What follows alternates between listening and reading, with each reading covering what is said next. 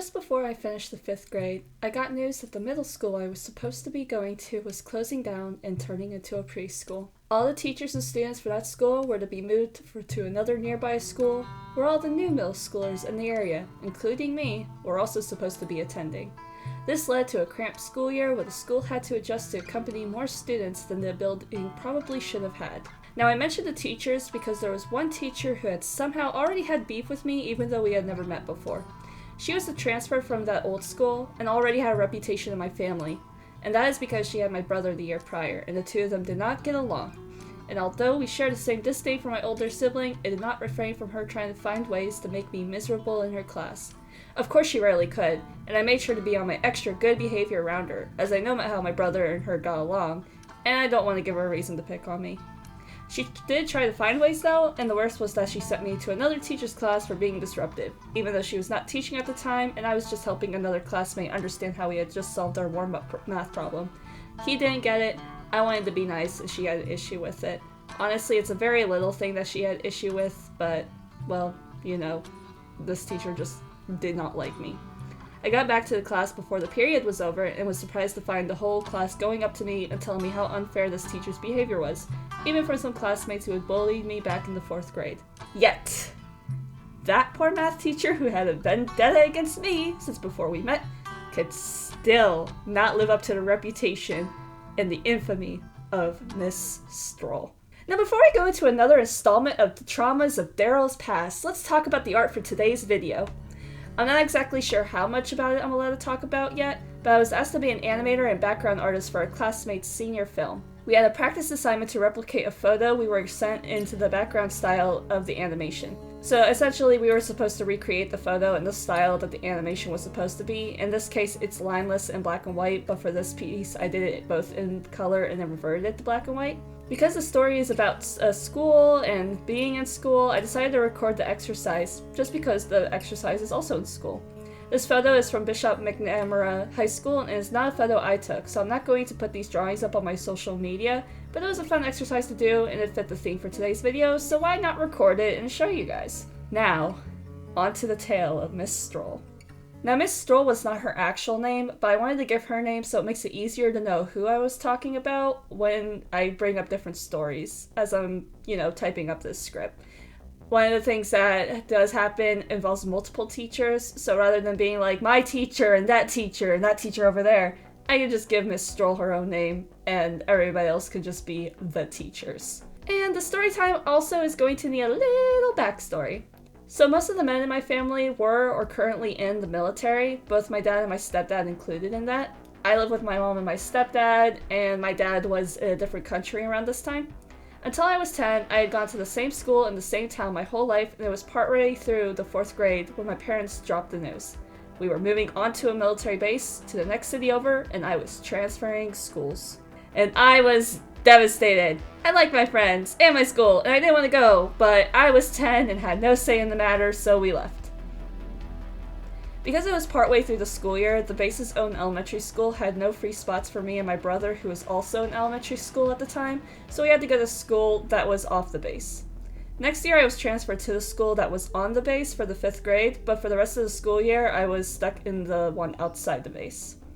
And for the first few days it was fine. I was making some friends, and at first I thought it was going well, but then it was like a switch had flipped, and suddenly most of my class decided to bully me. I have never experienced bullying before at this point. I'm not going to dwell too much on what the students themselves did, just because this is not what the video is about. It's about my horrible teacher.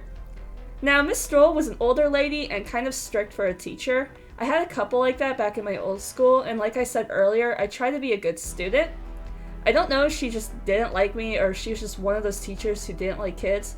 Granted, my class wasn't full of little angels, as most public school adolescent classes are not full of sweet little angels, and there were times where the teacher got mad for good reason. But some of the stuff this teacher did was bizarre and sometimes just straight out mean. One of the things she did, which sounds like a very little thing, but I remember it a lot because it made me especially mad when she would do it, was her ignoring me some mornings. That sounds weird, but let me explain. You see, I was getting very into reading, and I had a morning routine. I would get off the bus, get to class, drop my stuff off, and then ask permission to go to the library to check out some books. But some mornings, she would just refuse to say anything. And because I'm a stubborn person and just wanted to read some new books, goddammit, I would sit there for 10 to 20 minutes from when my bus dropped me off to when the class officially started. And I would just wait, with my hand in the air, waiting for the teacher to just let me go to the library. The worst fucking part was one of those days she would look up, see me with my hand in the air, give me a smirk, and then go back to doing other things. And that's when I tell I wasn't going to be getting a new book that day. It's not the worst thing she's ever done, but it was really mean, and I was a sensitive 10-year-old and never experienced anything like that at my previous school, even with my previous strict teachers. So this was new territory for me, just to have its teachers be mean just for no fucking reason. Like, how hard is it there's a little 10-year-old go to the library? I was gonna be back before class started. I always do that. Like, I am good at doing that. I just want to read the books. Though, also thinking back at it now, she also never did anything about the bullying I was facing in class. And it reached a point to where people were doing it during lessons, so I don't really know what her deal was with that. But like I said, she was a very mean teacher. There was one huge incident though, and I make the thumbnail of this video usually about like the biggest thing of the story, but this honestly is probably worse than the backpack stealing story, which we will get to. But there was one huge incident that's less of an incident and more of a, hey kids, how do we, the American public education system, get you kids to love being a US citizen? Let's traumatize ya! I'm gonna mention this story because it was the most dystopian and fucked up thing that happened to me in elementary school, and just because Miss Stroll happened to also play a small part in it, even if she wasn't the teacher that was like mostly responsible for it. I blame the person who was sitting there with their smug little microphone. You will find out in a second. So a little tiny backstory. Because I'm in a military family for a good portion of my childhood, I moved around to a lot of different schools. And because of that, my education's very mixed. So for example, what counted as high school algebra 2, where I went to high school in Maryland, I went to 2 high schools. The first one, this is what the first one said. They said algebra 2 math is the equivalent of 8th grade algebra where I went to middle school in California. I don't know how that works, but that's what they told me, and because of that, they put me in an advanced math class that I was super unprepared for, and I struggled through math all through high school because of it. I had the opposite problem with history. There were 3 separate years between the 4th and 8th grade where my teachers taught us the exact same time period of American history. Starting from just before Christopher Columbus took his ass to America, all the way to just after the Civil War, but just before World War I. Some started a little bit earlier, some ended a little later, but they all did that period of history. I could pretty much go and become an expert at this period of history. I've learned so much about it. It's driving me mad. So that's my roundabout way of saying that my class was in the middle of learning about the Constitution when this incident happened. Yes, it's relevant, and here's how. Now, for my non-American friends, it is not an exaggeration when Americans talk about how gung-ho Americans are about our hell country, but it also leads to some of the most insane shit teachers decide is okay to do to school children. Let me set the scene. Me and a friend were having lunch. Things were just how they usually were at lunch. I was eating food. Everything was bland and normal until the lights went out and a bunch of teachers, including Miss Stroll, came into the room. Now, this happened when they wanted to make an announcement or to get us to stop being too rowdy, and nobody was being super rowdy, so my friend and I were curious about exactly what was going on. And one of the teachers had a microphone and proceeded to list off a new list of rules and things the students, all of us, had to do from now on, and these rules were extremely just mean. They were mean. They were awful and they were mean. And like, I was 10, so it's like adult me now is just like laughing at it, but like child me was just devastated. There were rules like recess was extremely restricted. We had to be silent now during lunch. Lights had to be off all the time in the cafeteria. We could only walk in the hallways in a single file, and they had to be silent, and there was just other ridiculous rules that were extremely harsh for children. Keep in mind, I was 10. And because I was a sensitive 10-year-old who's still not adapted from being taken from a school where I was happy and everything was fine to a more hostile environment I was not used to, I immediately burst into tears and I was devastated.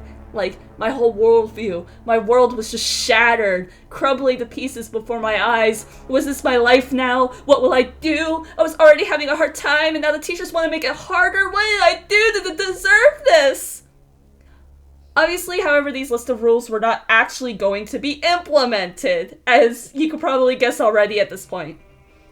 After hushing the rising voices from my classmates who were obviously upset and unhappy with this new rule set they implemented, the teacher who had spoken and given us this list of rules informed us that this was a lesson about the Constitution and how in that scenario we were the American colonists and the teachers were Big Bad Britain, and how we should be grateful that the Constitution exists because without it, Britain would be ruling us with horrible rules and its own dictatorship and yada yada yada. Thank God we're American.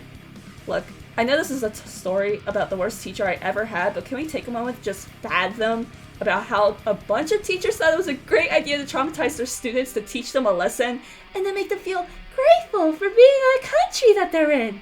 And my parents wonder why I hate the government. Thank God I was a total pushover and 10, because if someone in a position of power tried pulling that shit on me now, there would have been hands. All of this little lesson has done is make me never trust authority figures ever again. Though of course it isn't the last big thing this teacher did. The last story about this teacher was the time she stole my backpack. Now, we were going on a break, and I think it was spring break, but I don't exactly remember. I had this white backpack with yellow and pink flowers on it, and had an incident in the class. I don't remember exactly the details because this was almost 20 years ago, and as you can tell, I had a lot going on during that period of my life. There was an issue going on with a student in my backpack. I don't remember if it was because one of my classmates either spilled something on it or they had taken it, but the part that stood out was when my teacher went over, took my backpack, put it in the classroom's only closet, and locked it. And this was near the end of the day, so I figured she'd give it back when she dismissed us, but when I asked for it back, she said no. And I was confused because I didn't do anything wrong, but she just ended up taking my backpack and throwing it in a closet for some reason. She assigned us a packet of homework too, as well, to do over break, and mine was in the backpack with the rest of my shit. And I told her so. I was like, hey, can I have my backpack back? And she said no. I ended up staying there, begging and pleading with her to get it back, but she still didn't budge. I took the bus to school and I had to weigh my options. Go home without the backpack, or stay at school, attempt to convince my teacher to give it back, and face my parents' wrath when they realized I wasn't on the bus and they would have to make the drive to pick me up. In the end, I chose the former, as was the less horrible option, and my parents didn't care that I came home with no backpack, no homework, and didn't even ask where it went. Then the teacher waited until after break to give it back. Isn't that so kind of her, to steal her student shit and then give it back after a week-long break? Don't we love it, kids? I'm still salty about it. This is like I said, almost 20 years ago. Now, this wasn't a targeted thing to just me. These were just the horrible things that happened to me specifically. I was at the school for only like half the school year, and those were all things that happened while I was just a student at this school. It was less than a year. It was less than 6 months. Miss Roll was nasty to a lot of my classmates, and I had a handful that really got on her nerves, and they got worse punishments than I ever did. I purposely didn't try to get on her bad side, which is probably why I was so prepared to deal with the teacher who hated my brother. But overall, she helped make me what became the worst school year of my life even more horrible, and I haven't heard anything from her since. Good fucking riddance. I feel so bad for all the kids who ever had to have her. She was a menace. She was a horrible teacher. But enough about airing dirty laundry. That's the end of my tale. It was short, but like I said, I wasn't there long, but the big things that happened were both bizarre and unnecessarily cruel coming from a teacher. Is there a moral? Teachers don't traumatize your students because America, fuck yeah! Be careful how you treat your students because they may make a YouTube video about it in their 20s. Kids, don't throw bags of coleslaw at other students in your class during lunch because they'll also mention it offhand in the YouTube video. I don't know. But I can say that I know school is hard, but it does get better. I know this video is more of a downer story time, but my whole time in school wasn't that bad. I met a good friend in the 7th grade who inspired me to take my doodling and try to make good art. I met great friends who I still talk to now, and I get to take animation classes in high school. Like, before going to college, which was really nice. It took patience and a lot of moving around, but I'm more happy at being a student and in school now than I was at 10. But also, college is a lot nicer than public schools. So, yeah. And that's all for this video. You can follow me on other social medias linked down below and read my webcomics. The Shepherd of Oblivion is currently on a hiatus, but In Harmony is still updating. We're halfway through the first chapter almost. Go read them. Do it. For me, please. Do you have stories about your worst teacher ever? Leave them down below and I'll read them. Thanks for watching, and I'll talk to you later.